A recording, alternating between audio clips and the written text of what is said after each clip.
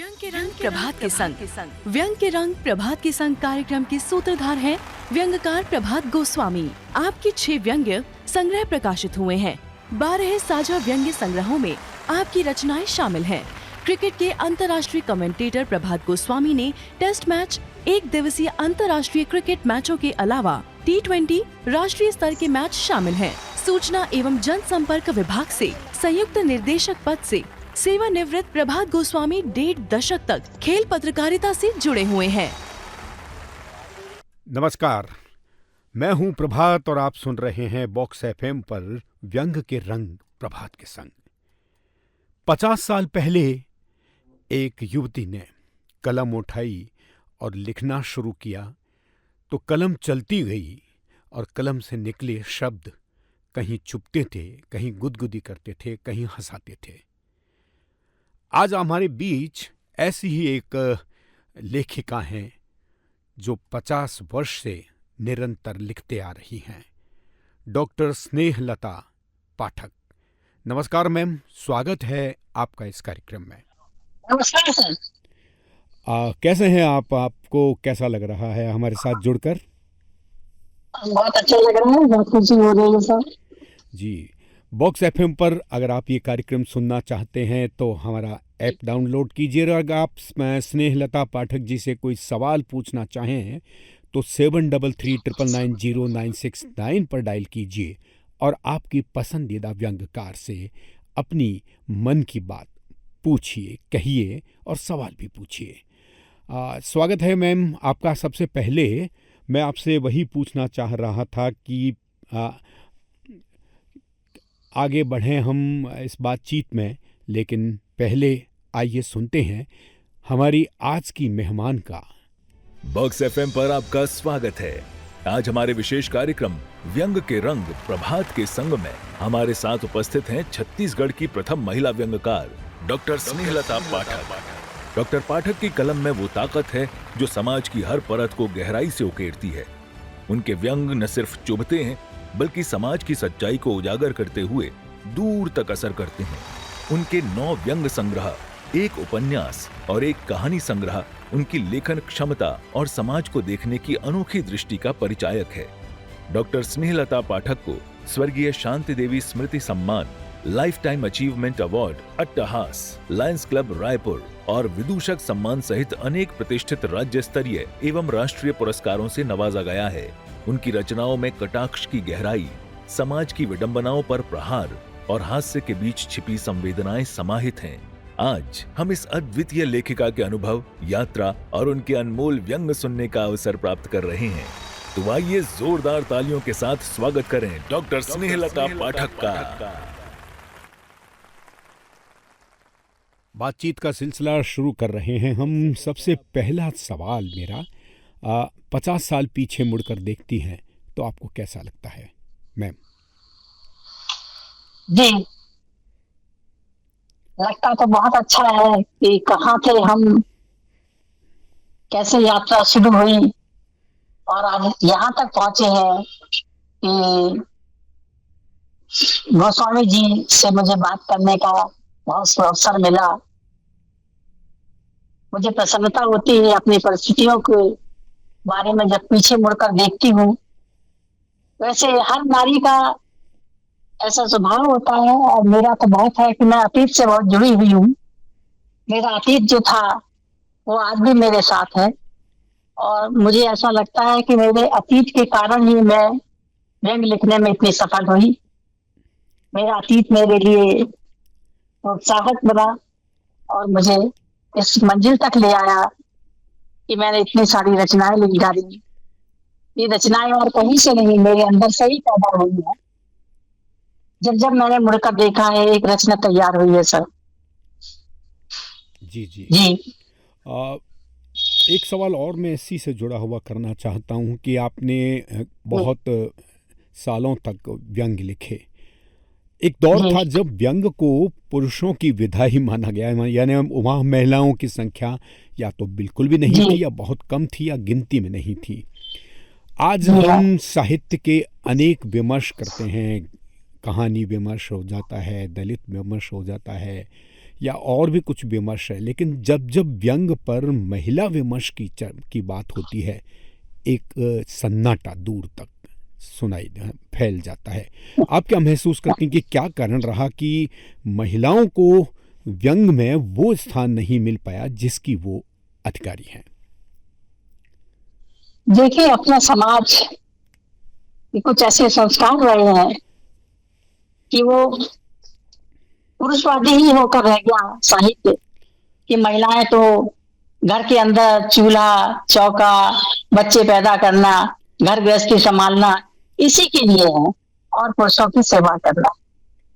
सोचा भी नहीं था उन्होंने कि महिलाएं भी सोच सकती हैं, महिलाएं भी अपने अंदर बहुत विचार रखती हैं, उनकी भी बहुत सी भावनाएं होती हैं।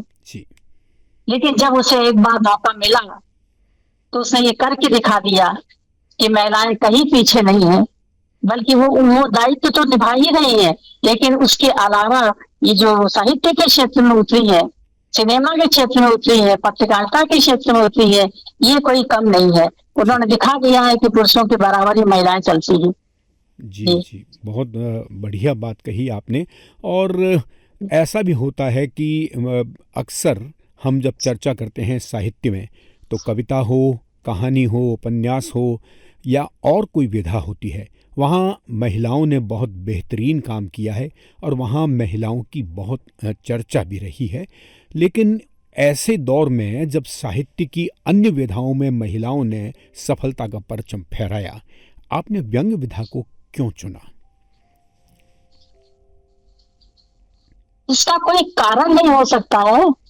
मुझे ऐसा लगता है कि चाहे पुरुष हो चाहे नारी हो, उसके हृदय के अंदर, मन के अंदर जो अतीत चलता रहता है, उसका जो चिंतन चलता रहता है, वो अपने साथ जो व्यवहार देखती है, तो यदि उसके पास भाषाई शक्ति है, साहित्यिक शक्ति है, उसके पास शब्दों की शक्ति है, तो निश्चित रूप से उसको ऐसा लगता है कि मैं इसको कहीं लिखूं, मेरे कोई सुनता तो नहीं है, तो पुस्तकें ही लिख डालूं।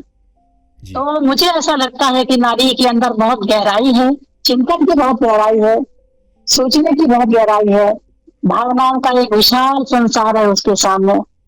जब उसे मौका मिला है और जिसके पास में लेखनी है, जो इस क्षेत्र में पारंगत है, वो निश्चित रूप से लिखती है। और मुझे ऐसा लगता है कि इस दुनिया में, इस संसार में, इस समाज में नारी चाहे जो कर सकती है। कहते हैं ना कि मुझे भी देना पंख कि आसमान अभी बाकी है। क्या बात है। तो जी हाँ, बहुत बेहतरीन बातचीत आपसे हो रही है। हम श्रोताओं को याद दिला दें कि इस समय बॉक्स एफएम पर व्यंग के रंग प्रभात के संग कार्यक्रम में आज हमारी खास मेहमान रायपुर से डॉक्टर स्नेहलता पाठक हमसे रूबरू हो रही हैं। अगर आप भी चाहते हैं कि स्नेहलता पाठक जी से कोई सवाल पूछें तो फ़ोन उठाइए और 7339990996 पर डायल कीजिए और उनसे कोई सवाल कीजिए। ये कार्यक्रम सिर्फ मेरा नहीं, ये कार्यक्रम आपका भी है। मैडम, एक सवाल और है कि आपकी रचना प्रक्रिया के बारे में हमारे श्रोता भी जानना चाहते हैं और मैं भी जानना चाहता हूँ। तो हमें बताइए कि आपकी रचना प्रक्रिया के बारे में कुछ बताइए कि कैसे आप के मन में विचार आते हैं, या कैसे, कहाँ से व्यंग लिखने का या कहानी लिखने का एक कोई आइडिया आता है, प्लॉट आपके दिमाग में आता है और उसको आप विस्तार देती हैं। जी, सुबह उठ करके जब मैं अखबार पढ़ती हूँ, समाचार पत्र पढ़ती हूँ, तो उसमें कोई एक ऐसा कॉलम होता है या कोई ऐसी शीर्षक मुझे दिखाई दे जाता है, तो मुझे ऐसा लगता है कि इसके अंदर बहुत कुछ है। ये शीर्षक तो छोटा सा है, पर इसके अंदर बहुत कुछ समाया हुआ है, चाहे वो राजनीति से संबंधित हो या समाज से संबंधित हो या और किसी से संबंधित हो। तो मैं उसको ध्यान में रखती हूँ और उसके लिए 8 दिन तक, 4 दिन तक बहुत चिंतन मनन करती रहती हूँ। मैं तुरंत कलम नहीं उठाती हूँ। मुझे ऐसा लगता है कि खिचड़ी की तरह उसको खूब पकने दो, बीरबल की खिचड़ी की तरह, और तब मैं कलम उठा करके उसको लिखती हूँ सर। और उसके अंदर मुआयना करती हूँ, उसके अंदर विवेचना करती हूँ, उसके अंदर मैं तौच करके देखती हूँ कि ये कहाँ तक सही है। फिर उसमें मेरा भी बहुत कुछ अपना रहता है और इस तरह से एक व्यंग्य रचना तैयार हो जाती है। जी।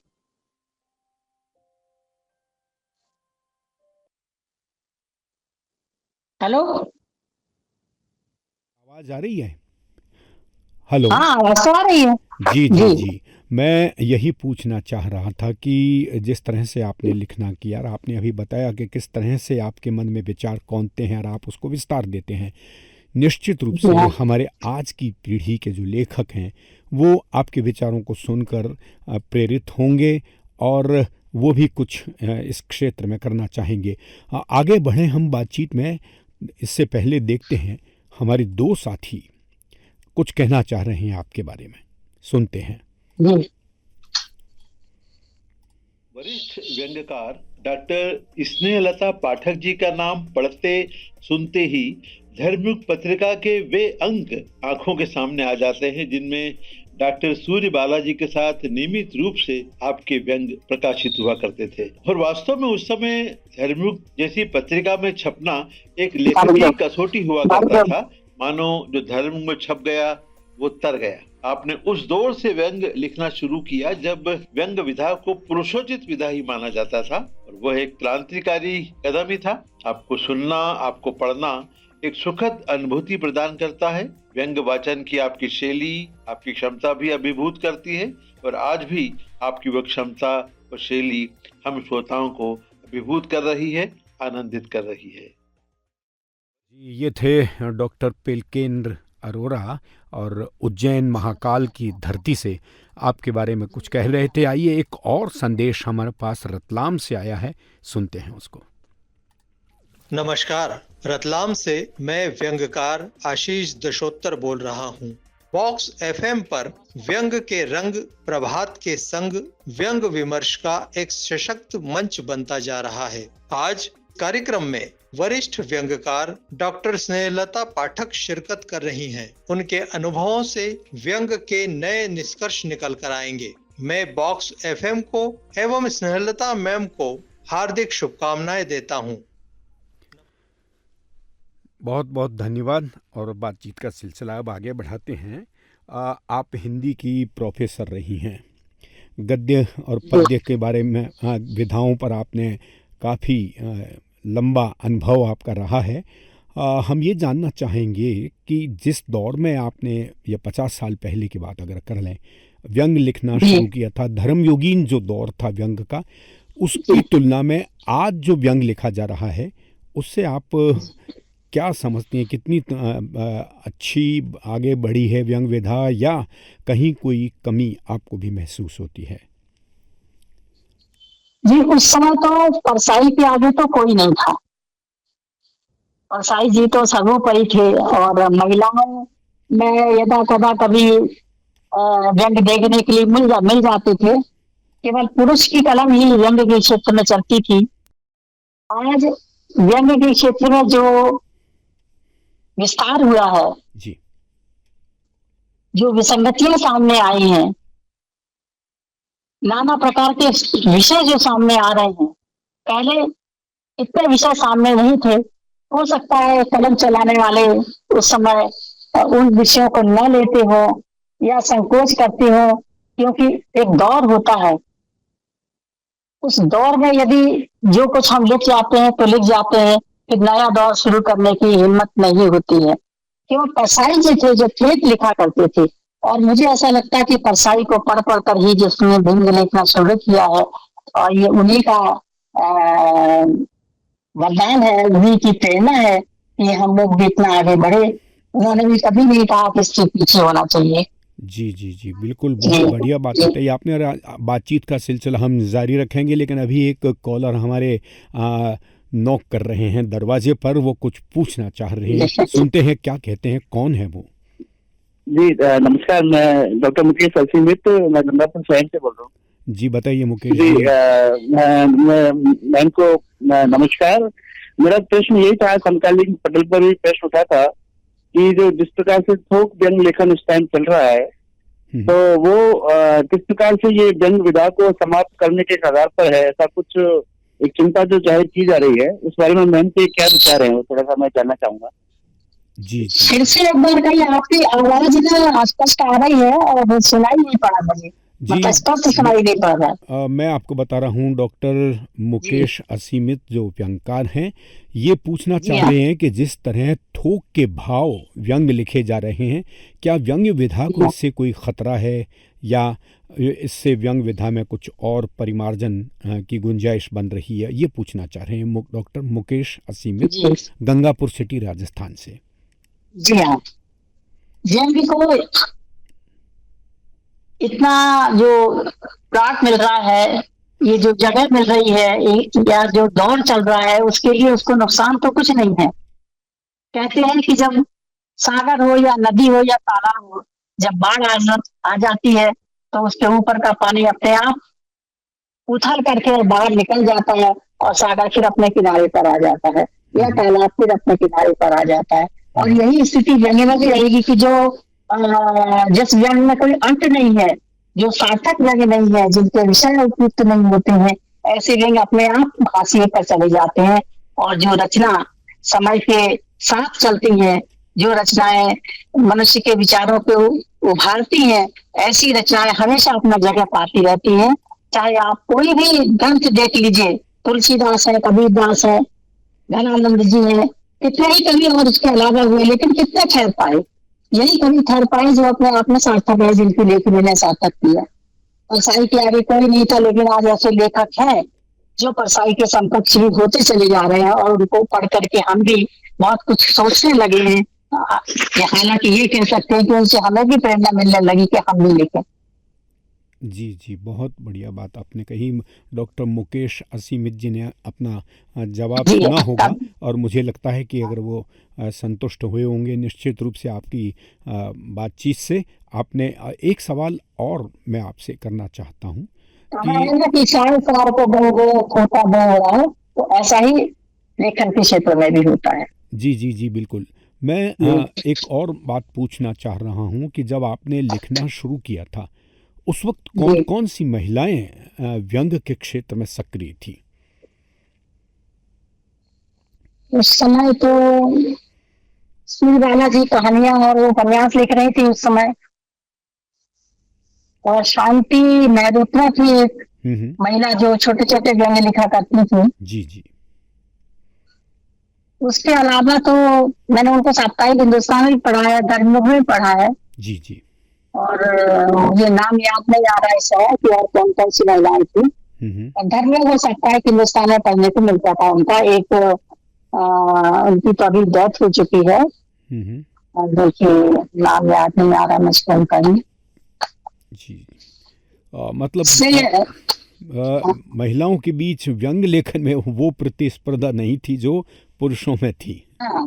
जी सही बात है। जी जी। दोस्तों, बातचीत का सिलसिला जारी रहेगा, लेकिन इस बीच आइए सुनते हैं डॉक्टर स्नेहलता पाठक जी का एक व्यंग्य। बिन फेरे हम तेरे। अंतरराष्ट्रीय मान्यता प्राप्त बड़े बड़े संतों ने जब से ऐलान किया है कि रुतबा बढ़ाना है तो कुर्सी से बढ़कर दूसरी कोई ताबीज नहीं, संतों की इसी आवाज ने कुर्सी को अत्यंत शक्तिशाली और सर्वश्रेष्ठ बना दिया है। हालात ये हैं कि आज कुर्सी आगे और देश पीछे हो गया है। चारों ओर गंडा तावीजों की होड़ सी लगी है, चाहे वह रास्ते का कंकड़ ही क्यों न हो। अगर कुर्सी पर बैठा है तो प्रश्न मत उठाइए, समय बदल चुका है। आज 4 मंत्र सीखा हुआ लाखों में बिक रहा है। इसमें राजनीति भी पीछे नहीं है। यह भी सच है कि आज राजनीति की आवाज ही जनता की आवाज बन चुकी है। यही कारण है कि आज पूरा देश कुर्सी मैया की परिक्रमा में लगा है, मानो कुर्सी ही एक सहारा है जो देश का उद्धार करेगी। इन दिनों एक कहावत पूरी दुनिया में वायरल हो रही है कि जब तक आम आदमी पर कुर्सी की कृपा नहीं बरसती तब तक वह बेचारा कहलाता है, मगर जैसे ही कुर्सी के चक्कर लगा लेता है वह अपरिमेय शक्ति से भर फूल कर गुब्बारा बन जाता है। वैसे ये बात सच है कि हर आदमी किसी न किसी के रंग में रंगा होता है। किसी पर संपत्ति का रंग, किसी पर कुर्सी का, किसी पर पत्नी का, तो किसी पर मान सम्मान का। इनमें से अमिट रंग होता है कुर्सी का। जिस पर चढ़ता है उसको महामानव बनने में देर नहीं लगती। कौन कहता है कि कुर्सी में जीवन नहीं होता? गजब का सम्मोहन होता है इसमें। बड़े बड़े दिग्गज इसके आगे साष्टांग दंडवत करने में गर्व महसूस करते हैं। जो भी इसकी ओर एक बार आंख उठाकर देख लेता है वो पूरी दुनिया को छोड़ कुर्सी को समर्पित हो जाता है। इसे कहते हैं बिन फेरे हम तेरे। दुनिया के नक्शे में हमारा देश हर दृष्टि से अनूठा और सामर्थ्यवान है। चाहे कुर्सी बदल लो, चाहे सिद्धांत, चाहे सदियों से चली आ रही मान्यताओं को खारिज कर दो, चाहे स्वर्ग जमीन पर उतार लाओ, चाहे जमीन को आसमान पर लटका दो, क्या फर्क पड़ता है? जरूरत तो केवल देश प्रेम वाली कहावतों की होती है। किसने रोका है? गाते रहिए हर 26 जनवरी और 15 अगस्त को लहराते तिरंगे के सामने। अगर आपने देश प्रेम के कालम में तथा कथित पीएचडी कर ली है तो आपके मुंह से निकली हर टुच्ची बात वचन बनकर देश के करोड़ों कंठों पर राज करने लगेगी। वैसे हमारे यहाँ मेड इन इंडिया जैसा वचन देववाणी का स्थान पा चुका है। जब भी बाजार जाते हैं तो हर दुकान पर लटके हुए सामान में मेड इन इंडिया का टैग देखकर सीना गर्व से भर जाता है। इतना ही नहीं, मेड इन इंडिया पर हमारी श्रद्धा इतनी मजबूत हो गई है कि जब लोटे में भरे पानी को जादूगर वाटर ऑफ इंडिया कहता है तो आंखें बंद कर हम ताली बजाना नहीं भूलते। इसको कहते हैं सारे जहां से अच्छा हिंदुस्तान हमारा। एक जगह दीवार पर शायद कुछ मनचले युवकों ने लिखा था कि 4 पांव वाला कुत्ता 2 पांव वाले इंसान से ज्यादा जिम्मेदार होता है। हम 2 पाए जीव पत्नी के साथ 7 फेरे लेकर निश्चितता से खाते पीते हैं और सोते हैं। हम चिंता करने की जरूरत नहीं समझते कि बाजू वाले घर में क्या हो रहा है, मगर 4 पैर वाला बेघर बेजुबान वह कुत्ता दूसरी गली की भी उतनी ही चिंता करता है जितनी अपने मालिक की। आधी रात भी वहाँ खटका होता है तो फौरन भौंकते हुए दौड़ पड़ता है, क्योंकि वह एहसान फरामोश नहीं होता। वो जानता है कि उसके पेट की भूख पर अब हर घर के चूल्हे का योगदान है। लेकिन हम 2 पैर वाले खटका सुनते ही मुंह फेर कर लंबी तान लेते हैं। इसी को कहते हैं बिन फेरे हम तेरे। हम मनुष्यों की दुनिया विचित्र रंग रंगीली होती है। संपत्ति, खानदान, कुर्सी और जी हुजूरी में ही अपना जीवन स्वाह कर देते हैं। जिस पर इन चीजों का रंग चढ़ जाता है वो बिन फेरे हम तेरे की तरह उसके रंग में रंग जाते हैं। वह जानता है कि जिसके पास कुर्सी है देश भी उसी का है। वो चाहे ये करे, वो चाहे जो करे। हम तो निहायत कमजोर जनता हैं। चिंतन के साथ मुझे कुर्सी के पीछे बजते ढोल नगाड़ों की आवाज में डूबा देख शर्मा जी बोले, इतिहास के पन्ने पलट कर देख लीजिए, ये वो कुर्सी प्रेम नहीं जब उसकी रक्षा के लिए महारानियां तक जौहर कर दिया करती थीं। अब वह न जाने क्यों यूज एंड थ्रो की वस्तु बन गई है। वैसे हमारे यहाँ कुर्सी से बढ़कर दूसरा कोई रंग नहीं होता। मीरा पर श्री कृष्ण के प्रेम रंग चढ़ा तो दीवानी हो गई। प्रभु श्री राम पर भक्तों का रंग चढ़ा तो शबरी के झूठे बेर खा लिए।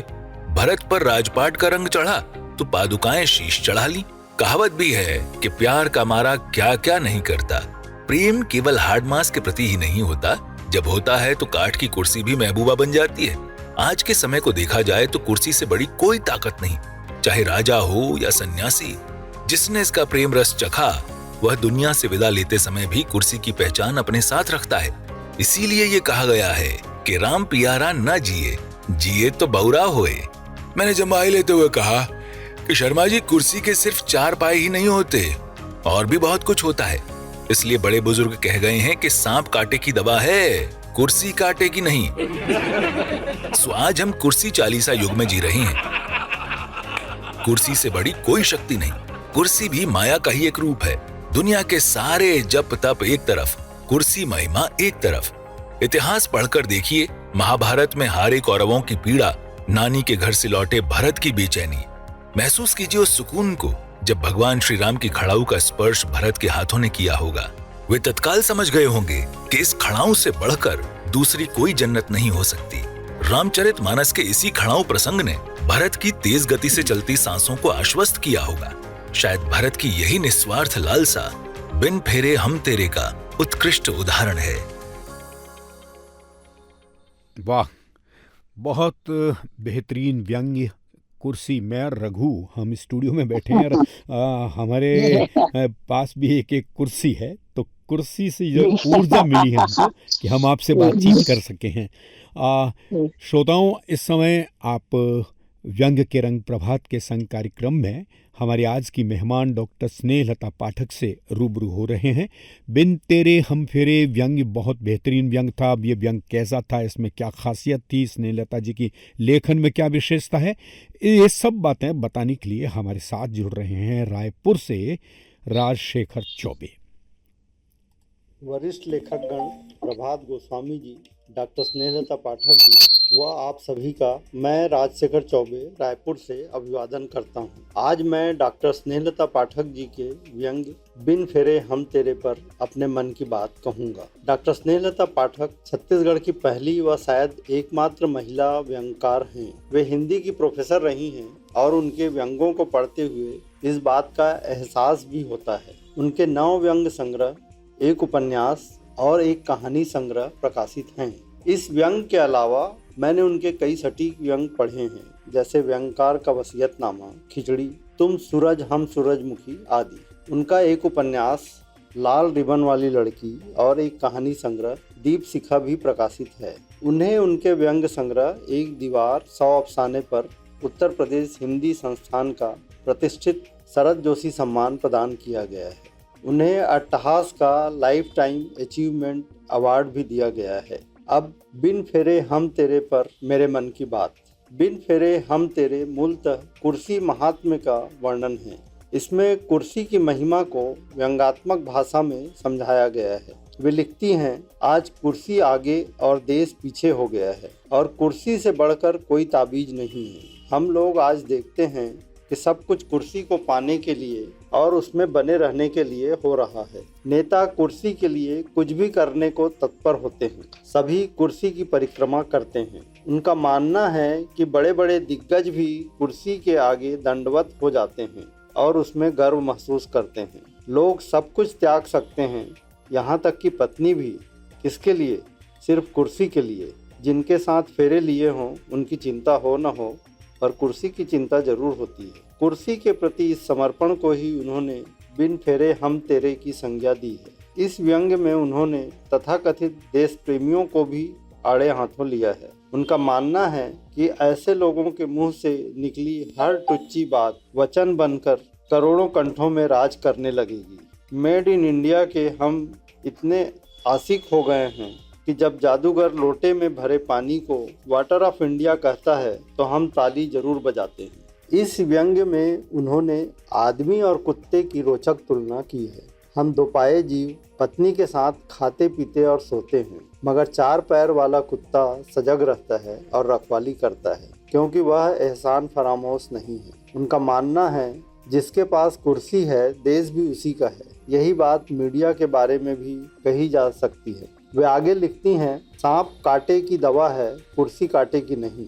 यह बात आज के दौर में एकदम सही है। डर से नेताओं में भगदड़ है और वे कुर्सी के लिए सत्ताधारी दल का रुख कर रहे हैं। मुझे लगता है कि इस व्यंग को संपादित करने की जरूरत है। कई अनावश्यक वाक्यों को हटाया जा सकता है। आज की राजनीति के कुछ प्रसंगों को जोड़कर इसे और भी सार्थक बनाया जा सकता है। इस सरस, रोचक, पठनीय व सार्थक व्यंग के लिए डॉक्टर स्नेहलता पाठक जी को हार्दिक बधाई। प्रभात गोस्वामी जी को मुझे यह अवसर प्रदान करने के लिए धन्यवाद व आप सभी का आभार।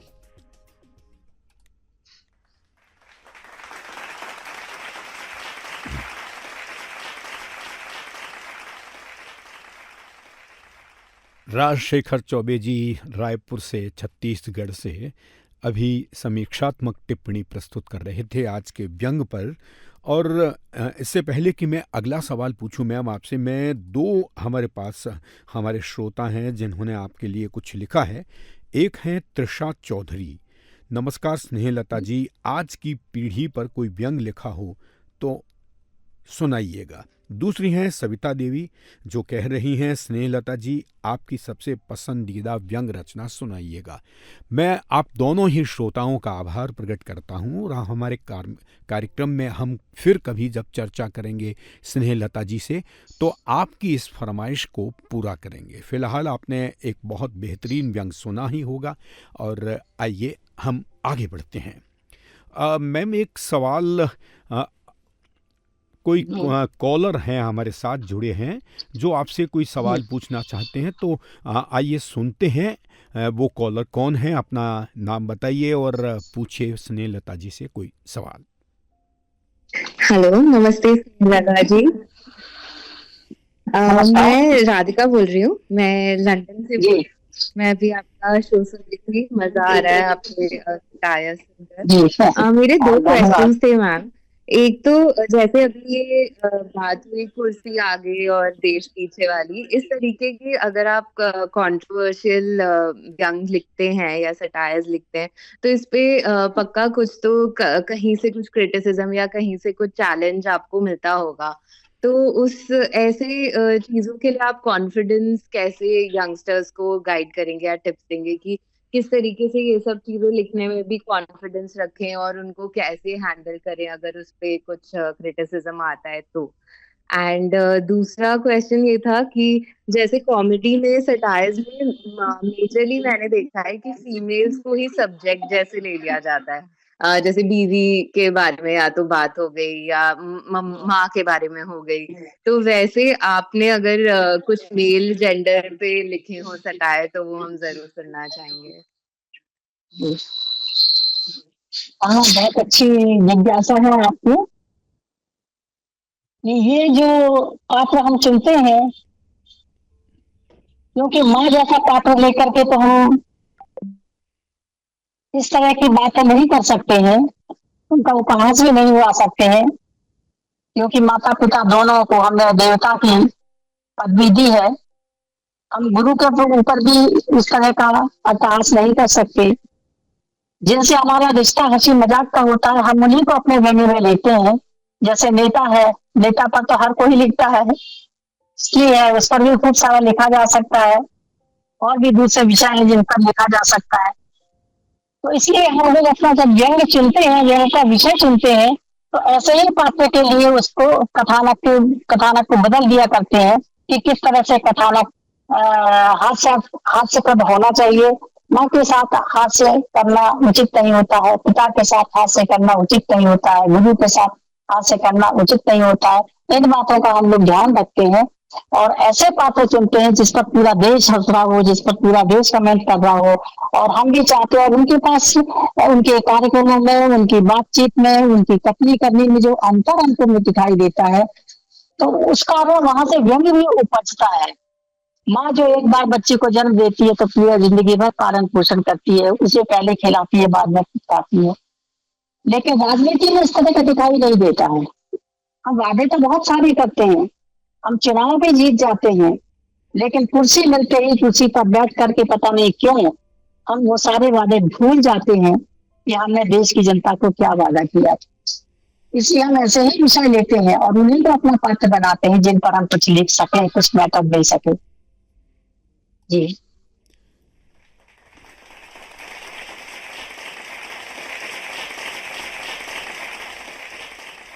वाह, बहुत बढ़िया सवाल था। राधिका जो कि लंदन से बोल रही थी, हमारी एक श्रोता हैं लंदन से, राधिका। बहुत स्पष्ट सुनाई भी नहीं दिया था सर, मैंने अंदाज से, फिर मैंने सोचा कि ये ऐसा ही पूछ रही होंगी। जी, उन्होंने यही पूछा था कि अक्सर एक तो अगर हम किसी ऐसे विषय पर व्यंग लिखते हैं जिसमें कुछ कड़ी आलोचना जैसी होती है तो उसका असर दूर तक जाता है, लेकिन क्या लेखक को उस व्यंग पर किसी तरह की कोई कहा जाता है कि भाई आप ऐसा क्यों लिख रहे हैं, जब दबाव आता है कि ऐसा ना लिखें।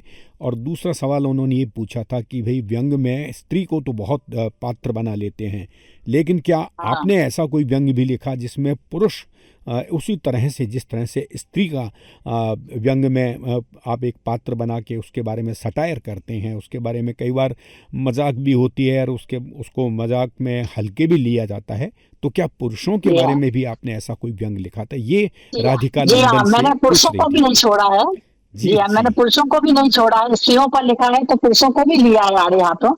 और मेरे पास एक पत्र भी आया था 10-1 साल पहले, जब एक फिल्म बनी थी जिसमें एक गीत था, कांटा चुभा हाय कांटा चुभा। इस पर मैंने जब व्यंग लिखा तो वो किसी एक पत्रिका में छपा था, मुझे पत्रिका का नाम याद नहीं आ रहा है। तब मुझे एक स्टेट बैंक के अधिकारी का पत्र आया था कि आपने लिखने की हिम्मत कैसे की, आप जानती नहीं हो कि इस तरह की व्याख्या करने से आपको जेल भी हो सकती है, आपको सजा भी हो सकती है, आपका लेखन बंद हो सकता है। मैंने कहा ठीक है ना भाई, जिसको जिस तरीके से समझना वो समझे, पर जो व्यंग की बात है वो तो लिखेंगे ही लिखेंगे। फिर उसके बाद उनका दोबारा पत्र नहीं आया। जी, तो ऐसे कई पत्र आते रहते हैं।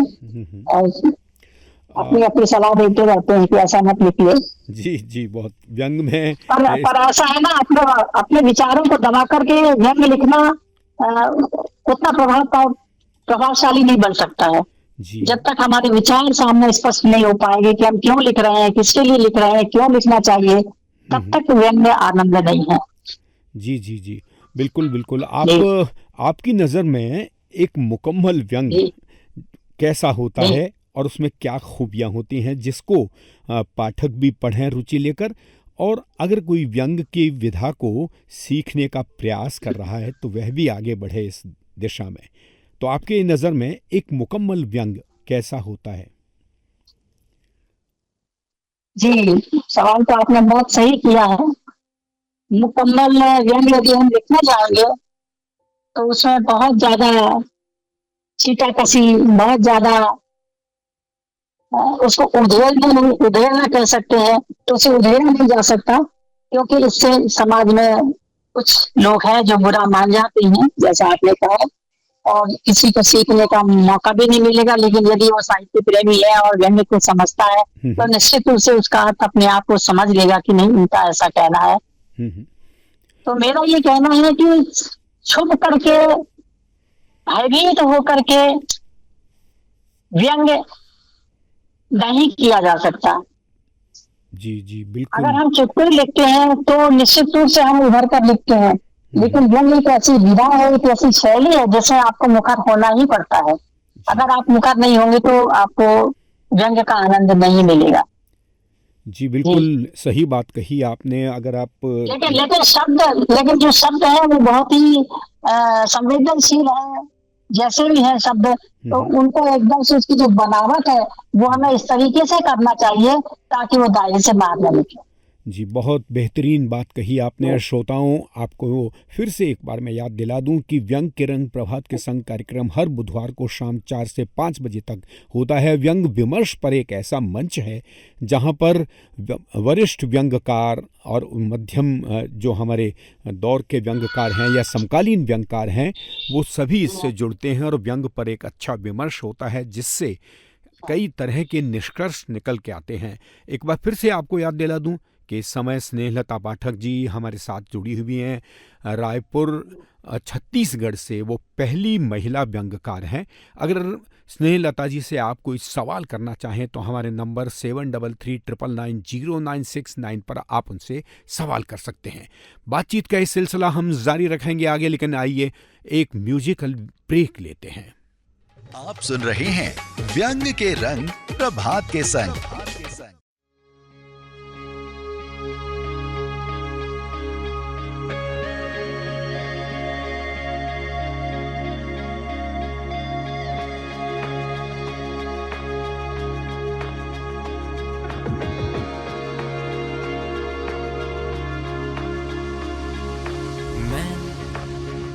जानू न कहां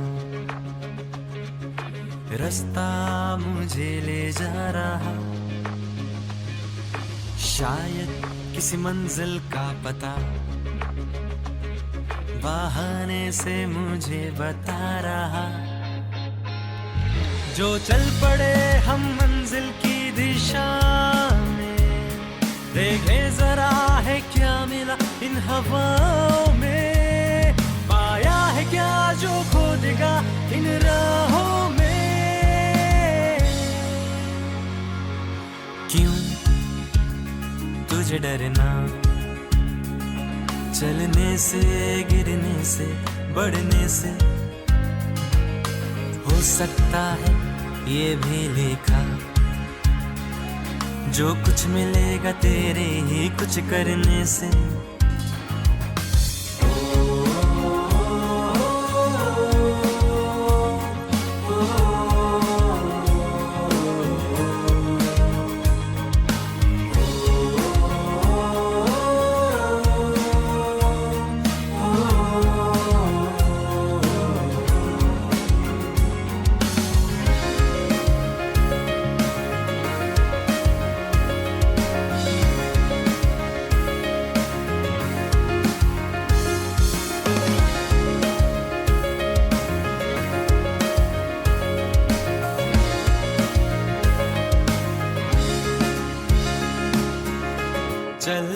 चल बंदिया तेरी डगर है, तेरा सफर है, तुझे ही पूरा करना।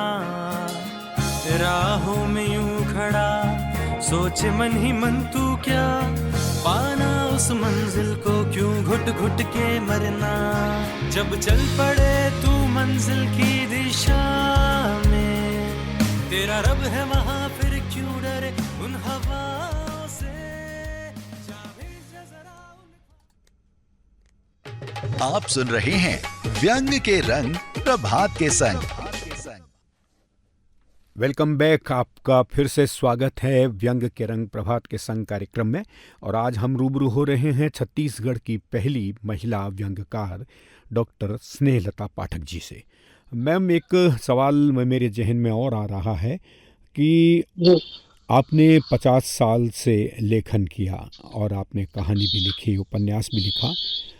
व्यंग विधा में वैसे तो ये चर्चा आम है कि व्यंग में आलोचना का कोई शास्त्र अभी तक विकसित नहीं हो पाया है, लेकिन मैं ये मानता हूँ कि हर लेखक स्वयं एक आलोचक होता है। वो जितनी भी रचनाएं लिखता है उसको एहसास होता है कि कहाँ रचना कमज़ोर रही, कहाँ और बेहतर हो सकता था। आपने इन 50 वर्षों में जो लेखन किया, क्या कभी आपने आत्मावलोकन किया कि भी क्या आपकी लेखन की दिशा रही, क्या कहाँ आप में कहीं कमजोरी भी रही, कहीं बेहतरीन आपने रचनाएं भी लिखी? आप कैसा कभी इस तरह का मूल्यांकन किया आपने अपने अंतर्मन में? जी, आपने बहुत अच्छा प्रश्न पूछा है। मेरे मन के अंदर यही सब बुलबुलाता रहता है। तो मैंने हमेशा अपनी रचना को कई कई बार पढ़ा है। सबसे पहले तो मैं 4-5 दिन 6 दिन जब तक मुझे संतोष नहीं होता तब तक मैं कलम नहीं उठाती हूँ। विषय मेरे अंदर मतता रहता है और जब मत करके वो जो मक्खन की तरह तैयार हो जाता है तब मैं कलम उठाती हूँ।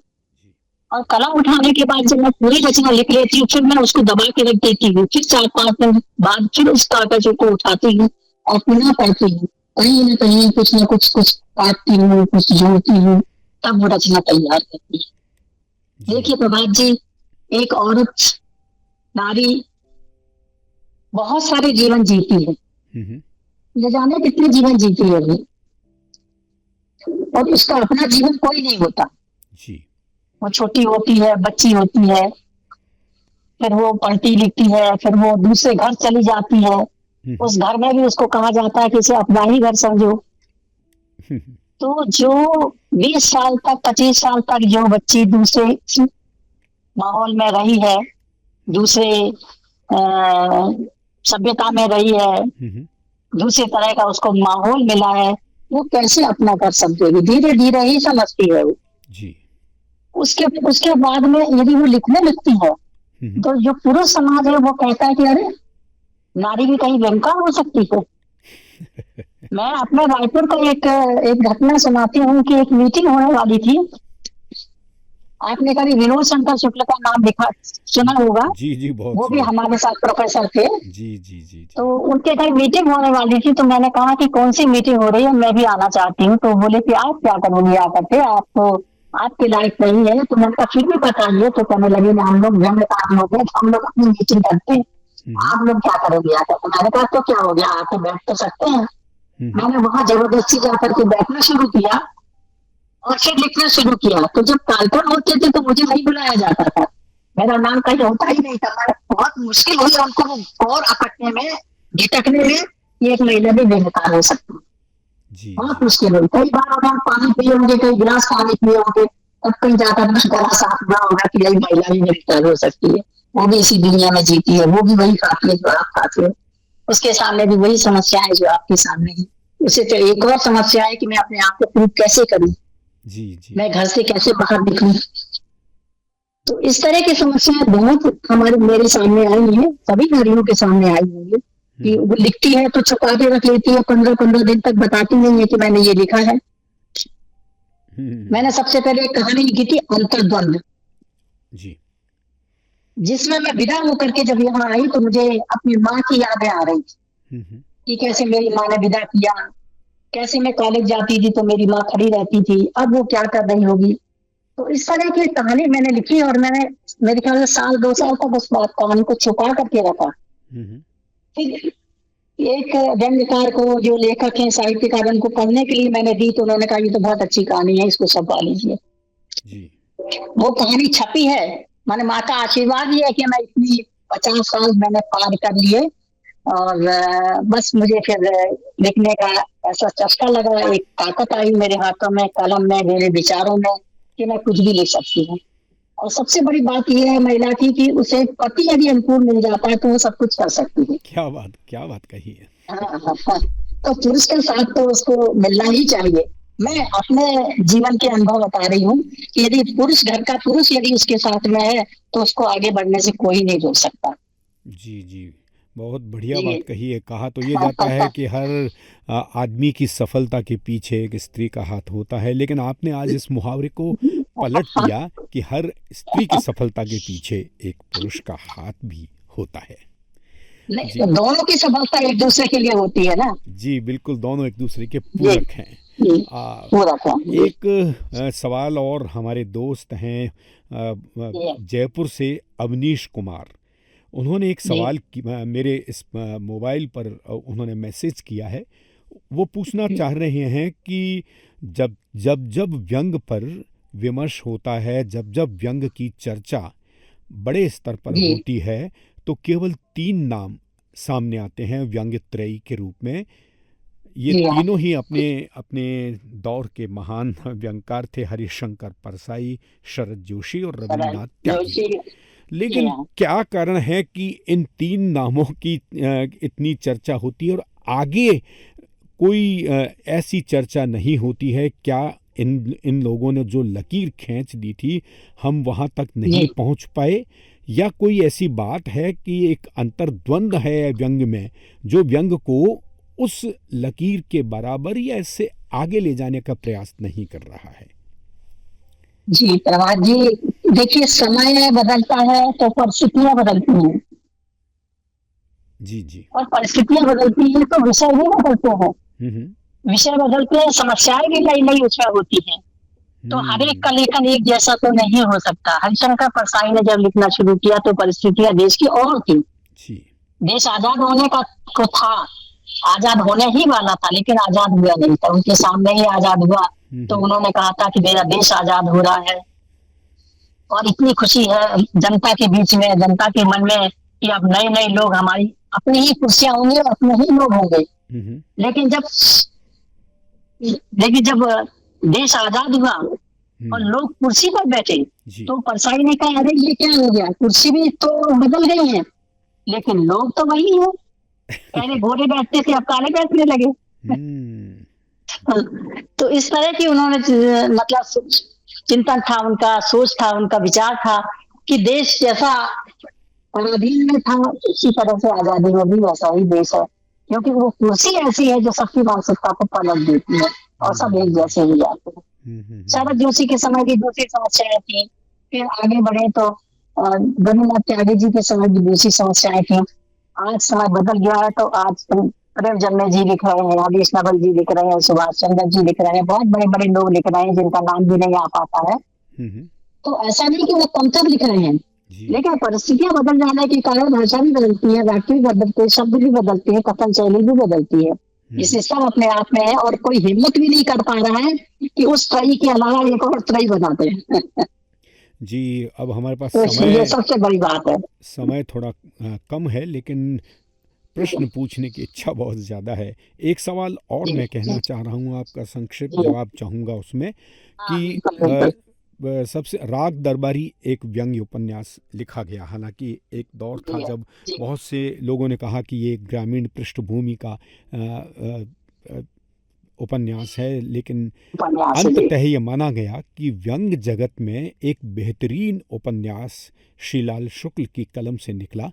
और उसके बाद में ज्ञान चतुर्वेदी जी, आज के जो प्रखर व्यंग्यकार हैं, उन्होंने काफ़ी उपन्यास लिखे और उनके उपन्यास का भी हाल ही में अंग्रेजी में पागल खाने का अनुवाद भी आया है हमारे। तो व्यंग उपन्यास लिखने के लिए किन किन बातों का खास ध्यान रखना चाहिए? आपका अनुभव बहुत लंबा है, आपने भी उपन्यास लिखा है, कृपया हमारे श्रोताओं को बताएं कि व्यंग उपन्यास लिखते समय किन बातों का खास ध्यान रखा जाता है, क्योंकि 300-400 पेज का जब उपन्यास लिखा जाता है तो उसमें व्यंग को साधना बहुत कठिन होता है। जी स्नेहलता जी। मैंने राग दरबारी भी पढ़ा है और चतुर्वेदी जी का भी उपन्यास पढ़ा है, लेकिन राग दरबारी में क्या है कि पूरा देश समाहित हो गया है, विशेष रूप से गांव का जो चित्रण किया गया है, गांव की जो रूपरेखा दिखाई गई है, तो उसमें तो कहीं कोई ये बात हम काट नहीं सकते कि ये ऐसा नहीं हो सकता। ऐसा ही होता है गांव में, क्योंकि मेरा अपना खुद आधा जीवन गांव में ही बीता है और उत्तर प्रदेश के गांव में ही मैंने जन्म लिया, वहीं पर मैं पली बड़ी, उसके बाद मैं बाहर निकली हूँ। तो मुझे ऐसा लगता है कि वो जो राग दरबारी वो अपने ही तरह का उपन्यास है, उसकी किसी में तुलना नहीं की जा सकती। यहाँ मेरी परसाई के उपन्यासों से तुलना करें तो नहीं हो सकता ऐसा, क्योंकि सबका अलग अलग रहता है। उसके बाद दूसरे उपन्यास की आपने जो बात की, अभी मैं नाम भूल गई हूँ, पागल खाना, जो पागल खाना, तो उसका एक अपना अलग ही विषय है, एक अलग ही प्लाट है। तो सबकी तुलना कैसे की जा सकती? उनका विषय अलग है, उनका विषय अलग है, दोनों ने अपने अपने विषय के हिसाब से उपन्यास लिखा है और हर लेखक ये चाहता है कि मेरी चीज उत्कृष्ट रहे, जो समाज के बीच में जाएगी, उसको समाज सराहे और समाज को वो दिशा निर्देश मिलता है। नहीं जी, ये बात बिल्कुल सही कही आपने, लेकिन मेरा सवाल ये भी था कि अगर कोई हमारे साथी व्यंग्य उपन्यास लिखना चाहें तो उनको किन खास बातों का ध्यान रखना जरूरी है? सबसे पहले तो उनको अपना कथासार इस तरीके से तैयार करना चाहिए कि उसका जो उद्देश्य है उपन्यास का, सबसे पहले उद्देश्य ही समझना चाहिए और तय करना चाहिए कि हम क्यों लिख रहे हैं उपन्यास। हम कहानी भी लिख सकते थे, हम व्यंग्य भी लिख सकते थे, लेकिन यदि आपने क्षमता है और आपने उपन्यास का विषय उठाया है तो आपको उसका उद्देश्य निर्धारित कर लेना चाहिए, भाषा पर बहुत ध्यान करना चाहिए और पात्रों का चयन भी उस दृष्टि से किया जाए कि जो पात्र समाज को अपने विचारों से प्रकाशित कर सके।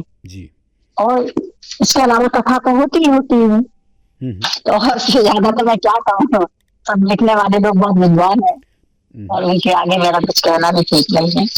जी, बहुत अच्छी बात कही आपने। और हमारे जो नए साथी हैं जो व्यंग विधा में हाथ आजमा रहे हैं अपना, वो भी इस बात को ध्यान रखेंगे कि व्यंग उपन्यास लिखते समय उनको इन खास बातों का ध्यान रखना पड़ेगा जो स्नेहलता पाठक जी ने अभी आपको बताई। मैम, अब आखिरी सवाल मैं आपसे करने जा रहा हूँ। और आज हमारे देश में व्यंग विधा में काफ़ी विकास हो गया है, काफ़ी लोग जुड़े हैं और अब हम ये नहीं कह सकते थे कि व्यंग विधा में चुनिंदा लोग ही लिख रहे हैं। ऐसी परिस्थिति में मैं ख़ास तौर से ये चाहता हूँ कि हमारी महिला व्यंग्यकार हैं, उनको आप कोई संदेश देना चाहें, कोई बात कहना चाहें तो आप इसका स्वागत है। जैसे आज की महिला व्यंग्यकारों का जो लेखन कर रही है, जो कलम चला रही है व्यंग्य के क्षेत्र में, उनको समझाने की कोई आवश्यकता नहीं है, क्योंकि वो हमसे ज्यादा शिक्षित है और हमसे ज्यादा उन्होंने दुनिया को देखी है और वो उस दुनिया को अच्छी तरह समझ सकते हैं। हम लोगों का आधा जीवन तो घर के अंदर बीता है, हम लोगों ने उतना देखा भी नहीं है समाज को, परखा भी नहीं है समाज का, साहस भी नहीं किया एकदम से कदम आगे बढ़ाने का। लेकिन आज की जो महिलाएं हैं वो बहुत पढ़ी लिखी भी है, उनके विचार भी बहुत खुले हुए हैं, वो अच्छी तरह समझती है कि आज का समय क्या है, आज का जमाना क्या है, क्या हम लिखे कि लोग स्वीकार करें और लोग उसको पढ़ें। वहां तक हम लोग नहीं पहुंचे और अब शायद पहुंच भी नहीं पाएंगे। बहुत ही बढ़िया बात कही आपने।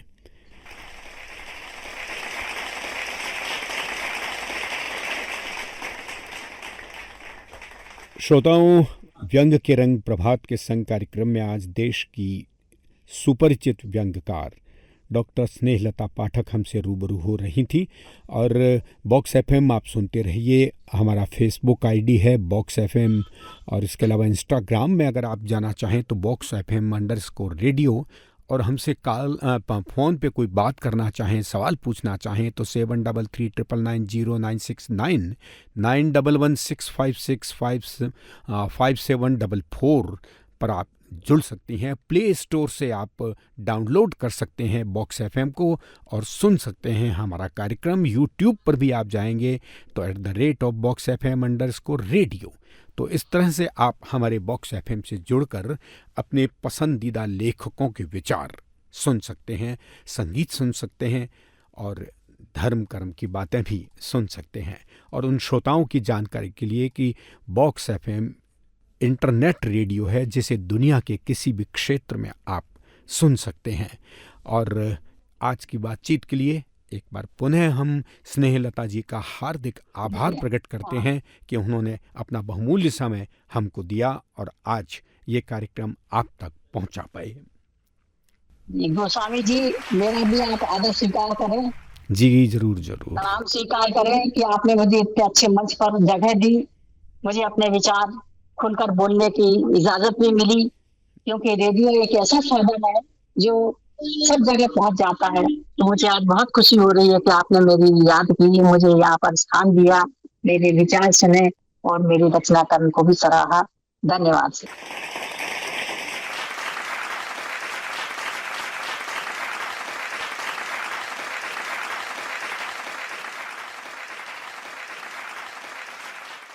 बहुत बहुत धन्यवाद। और श्रोताओं, हम अगले बुधवार फिर मिलेंगे आपसे एक नए मेहमान के साथ।